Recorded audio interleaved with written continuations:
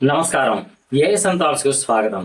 చరిత్ర అంటే కేవలం రాజుల కథలు, యుద్ధాలు, గెలుపు ఓటములు మాత్రమే కాదు. చరిత్ర అంటే ఒక సమాజం తన హక్కుల కోసం చేసిన పోరాటం, ఒక జాతి తన అస్తిత్వం కోసం పడిన ఆరాటం. ఒకే రక్తం పంచుకు పుట్టిన ఇద్దరు అన్నదమ్ములు పరస్పర నమ్మకంతో రాసుకున్న సజీవ సాక్ష్యం. ఈ రోజు మనం ఆంధ్ర చరిత్రలోనే అత్యంత శక్తివంతమైన, అత్యంత చారిత్రాత్మకమైన ఒక మహోజ్వల ఘట్టం గురించి మాట్లాడుకోబోతున్నాం. అదే శ్రీభాగ్ ఒప్పందం.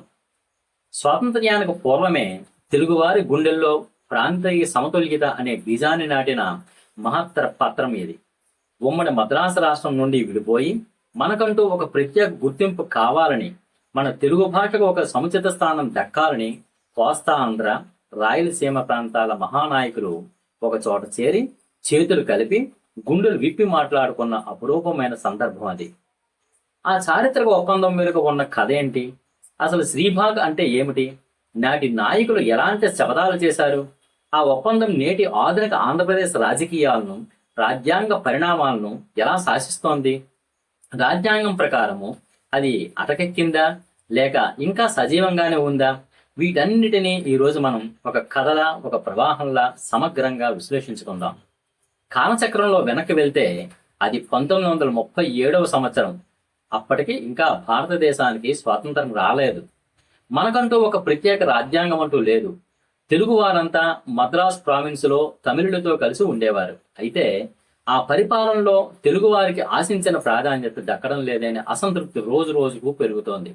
మా భాష వేరు, మా సంస్కృతి వేరు, మాకు ప్రత్యేక ఆంధ్ర రాష్ట్రం కావాలనే నినాదం కోస్తా జిల్లాలో బలంగా వినిపించడం మొదలైంది. కానీ సరిగ్గా అదే సమయంలో రాయలసీమ ప్రాంతంలో ఒక చిన్న అలజడి, ఒక రకమైన సందేహం మొదలయ్యాయి. ప్రత్యేక రాష్ట్రం వస్తే కోస్తాంధ్ర నాయకులే అంతా తామే నడిపిస్తారేమో, అనాదిగా వెనుకబాటుతనానికి గురవుతున్న రాయలసీమ ప్రయోజనాలను గండిపడుతుందేమో, మా నీటి హక్కులు, మా విద్య ఉద్యోగ అవకాశాలు కోస్తా చేతుల్లో నలిగిపోతాయేమని సీమ ప్రజలు, అక్కడ మేధావులు ఆందోళన చెందారు. అన్నదమ్ముల మధ్య ఇలాంటి అనుమానాలు ఉంటే ఉద్యమం ముందుకు సాగదు కదా. అందుకే ఆ నమ్మక రాహిత్యాన్ని పోగొట్టే అందరినీ ఒక తాటిపైకి తేవడానికి ఆనాటి పెద్దలు నడుం బిగించారు. ఆ ప్రయత్నంలో భాగంగానే 1937 నవంబర్ 16వ తేదీన మద్రాసు నగరంలో ఒక చారిత్రక సమావేశం జరిగినది. నాటి ప్రముఖ స్వాతంత్ర సమరయోధుడు, ఆంధ్రపత్రిక వ్యవస్థాపక అయిన కాశీనాథుడు నాగేశ్వరరావు పంతులు గారి నివాసమైన శ్రీభాగ్ భవనంలో ఈ భేటీ జరిగింది. ఆ భవనం పేరే ఈ ఒప్పందానికి శాశ్వతంగా నిలిచిపోయింది. ఆ రోజు ఆ ఇంట్లో రాయలసీమ నుండి కడప కోటిరెడ్డి, కల్లూరు సుబ్బారావు, ఎల్ సుబ్బారామరెడ్డి వంటి ఉద్దండులు, కోస్తా నుంచి దేశభక్త కొండ వెంకటప్ప, భోగరాజు పట్టాభి సీతారామయ్య, ముట్నూరు కృష్ణారావు వంటి మహామహులు ఒకరికొకరు కలుసుకున్నారు. ప్రాంతీయ విభేదాలను పక్కన పెట్టి తెలుగువారి భవిష్యత్తు కోసం చర్చలు జరిపారు. రాయలసీమకు ఎలాంటి అన్యాయం జరగకుండా చూస్తామని కోస్తా నాయకులు మాట ఇచ్చారు.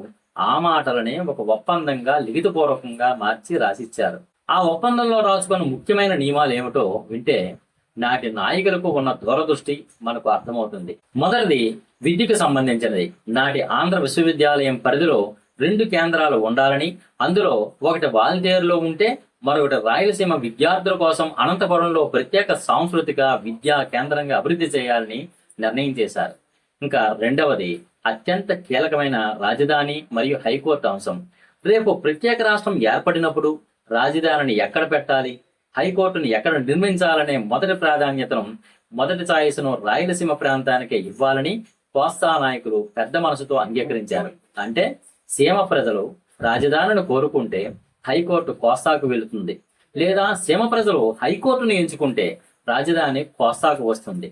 మూడవది రాయలసీమ జీవనాడులైన నీటిపారుదల వనరులు. రాయలసీమ అనేది అనావృష్టితో, కరువుతో అల్లాడే ప్రాంతం కాబట్టి కృష్ణ, తుంగభద్ర, పెన్నా నదులు నీటి వినియోగంలో కోస్తా ప్రాంతం కంటే రాయలసీమలోని వ్యవసాయ భూములకే మొదటి ప్రాధాన్యత ఇవ్వాలని, సీమ ప్రాజెక్టులు పూర్తయ్యాకే ఇతర ప్రాంతాల గురించి ఆలోచించాలని స్పష్టంగా రాసుకున్నారు. చివరగా వెనుకబడిన ఆ ప్రాంత అభివృద్ధి కోసం జనాభా ప్రాతిపదికన కాకుండా ప్రత్యేక విసులుబాటు కల్పిస్తూ తగినన్ని శాసనసభ స్థానాలను కేటాయించాలని కూడా ఆనాడు నిర్ణయం చేసుకున్నారు. ఈ శ్రీభాగ్ ఒప్పందం ఇచ్చిన ధైర్యంతోనే ఆంధ్ర రాష్ట్ర ఉద్యమం ఉవ్వెత్తున లేచింది. ఆ తర్వాత అమరజీవి పొట్టి శ్రీరాములు గారి ఆత్మ బలిదానంతో 1953లో ప్రత్యేక ఆంధ్ర రాష్ట్రం ఏర్పడినప్పుడు సరిగ్గా ఈ ఒప్పందం స్ఫూర్తితోనే రాయలసీమలోని కర్నూలును మొదటి రాజధానిగా చేసుకున్నాం. కోస్తాలోని గుంటూరులో హైకోర్టును ఏర్పాటు చేసుకున్నాం. అయితే కాలక్రమేణా 1956లో తెలంగాణ ప్రాంతం కలిసి ఉమ్మడి ఆంధ్రప్రదేశ్ ఏర్పడడం, ఆ తర్వాత రాజధాని హైదరాబాద్కు మారడంతో ఈ సమీకరణాలు అన్నీ మారిపోయాయి. మళ్ళీ 2014లో రాష్ట్ర విభజన జరిగి నవ్యాంధ్రప్రదేశ్ ఏర్పడేసరికి పాత గాయాలు, పాత ఒప్పందాలు మళ్ళీ తెరపైకి వచ్చాయి.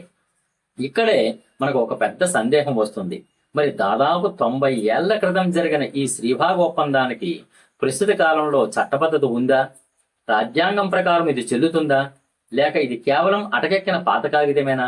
దీనికి సమాధానం చెప్పాలంటే మనం కాస్త న్యాయపరమైన, రాజ్యాంగపరమైన రుతుల్లోకి వెళ్ళాలి.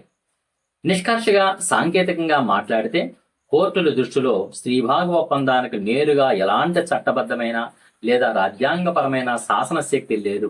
ఎందుకంటే 1937లో ఈ ఒప్పందం జరిగినప్పుడు అసలు భారతదేశానికి రాజ్యాంగమే లేదు. అది ఇరు ప్రాంతాల నాయకులు పరస్పర నమ్మకంతో, నైతిక బంధంతో రాసుకున్న ఒక అవగాహన పత్రం మాత్రమే. ఇటీవల కాలంలో ఆంధ్రప్రదేశ్ రాజధాని మార్పు, వికేంద్రీకరణ లేదా 3 రాజధానుల వివాదం సుప్రీంకోర్టు, హైకోర్టుల ముందుకు వెళ్ళినప్పుడు న్యాయస్థానాలు ఈ విషయాన్ని స్పష్టం చేశాయి కూడా. శ్రీభాగ్ ఒప్పందాన్ని బేస్ చేసుకొని ప్రభుత్వాన్ని ఇలాగే చేయాలని కోర్టులు ఆదేశించలేవు. ఎందుకంటే అది చట్టసభ ఆమోదించిన చట్టం కాదు. ఈ కోణంలో చూస్తే శ్రీభాగ్ ఒప్పందం రాజ్యాంగపరంగా అటకెక్కినట్టే కనిపిస్తుంది. కానీ అసలు నిజం అది కాదు. శ్రీభాగ్ ఒప్పందం అనే అక్షరాలు రాజ్యాంగంలో లేకపోయినా దాని ఆత్మ, దాని స్ఫూర్తి మాత్రం రూపం మార్చుకొని రాజ్యాంగంలోకి ప్రవేశించాయి. నాటి నాయకులు రాయలసీమ విద్యా, ఉద్యోగ అవకాశాల కోసం ఏవైతే ఆరాట పడ్డారో ఆ ఆవేదన నుంచే కాలక్రమేణా మన రాజ్యాంగంలో ఆర్టికల్ 371D రూపుదిద్దుకుంది. ఈ ప్రత్యేక అధికరణ ద్వారానే వెనుకబడిన ప్రాంతాల వారికి స్థానిక కోట, ఉద్యోగాల్లో రక్షణలు లభించాయి. అలాగే ఒప్పందంలో కోరినట్లుగానే అనంతపురంలో JNTU, తిరుపతిలో శ్రీ వెంకటేశ్వర విశ్వవిద్యాలయం, కడపలో యోగవేమన, అనంతపురంలో శ్రీకృష్ణదేవరాయ విశ్వవిద్యాలయాలు వంటి గొప్ప గొప్ప విద్యా సంస్థలు ఏర్పడ్డాయి. అంటే ఆనాటి డిమాండ్లు చట్టాల రూపంలో నెరవేరాయి. అన్నిటికీ మించి రాజకీయ క్షేత్రంలో ఈ ఒప్పందానికి ఉన్న ప్రాధాన్యత అంతా ఇంతా కాదు. చట్ట పుస్తకాల్లో దీనికి స్థానం లేకపోయినా ఆంధ్రప్రదేశ్ రాజకీయ భౌగోళికాన్ని శాసించే అత్యంత శక్తివంతమైన ఆయుధం ఇదే. గత ప్రభుత్వం హయాంలో 3 రాజధానుల ముసాయిదా తెచ్చినప్పుడు, కర్నూలుకు న్యాయ రాజధానిగా మార్పు చేస్తామని ప్రకటించినప్పుడు శ్రీభాగ్ ఒప్పందాన్ని ప్రధాన అస్త్రంగా వాడుకున్నారు. రాయలసీమకు హైకోర్టు ఇవ్వడం చారిత్రక అవసరమని వాదించారు.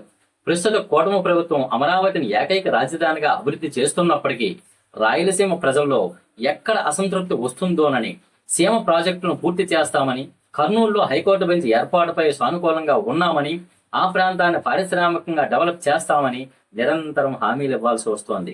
ఏ రాజకీయ పార్టీ అయినా, ఏ ప్రభుత్వమైనా సరే రాయలసీమ సమతుల్యతను నిర్లక్ష్యం చేస్తే ప్రాంతీయ అసమానతలు తలెత్తుతాయనే భయం వెనుక ఉన్న నైతిక బంధం ఈ శ్రీభాగ్ ఒప్పందమే. ఇది అక్షర రూపంలో అటకెక్కు ఉండవచ్చుగాక, కానీ ఆంధ్ర ప్రజల నైతికతతో, రాజకీయ స్ఫూర్తితో మాత్రం నిరంతరం ప్రవహించే జీవనదిలా బతికే ఉంది. ప్రాంతీయ సమతుల్యత దెబ్బతిన్నప్పుడల్లా ఈ శ్రీభాగ్ ఒప్పందం ఒక దిక్సూచిలా మనల్ని హెచ్చరిస్తూనే ఉంటుంది.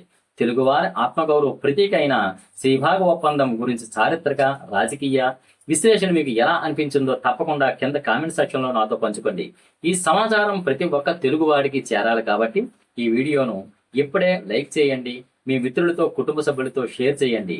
ఇలాంటి మరిన్ని ఆసక్తికరమైన, చారిత్రాత్మకమైన, పరిశోధనాత్మకమైన విషయాలను తెలుసుకోవడం కోసం మన ASM థాట్స్ ఛానల్ను వెంటనే సబ్స్క్రైబ్ చేసుకోండి.